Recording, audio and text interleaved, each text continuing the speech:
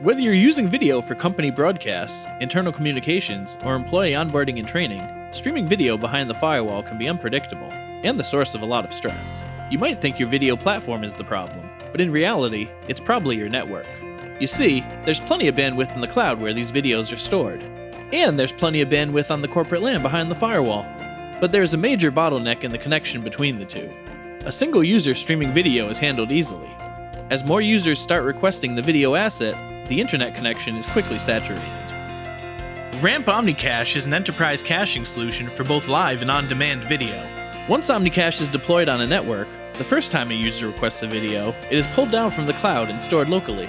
Then, all requests from the file are served transparently to the users from the local network, effectively utilizing enterprise LAN resources while remaining transparent to the end user.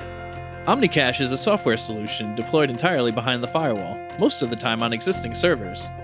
Unlike other popular video delivery solutions, it doesn't require any plugins or client software to be installed on viewing devices.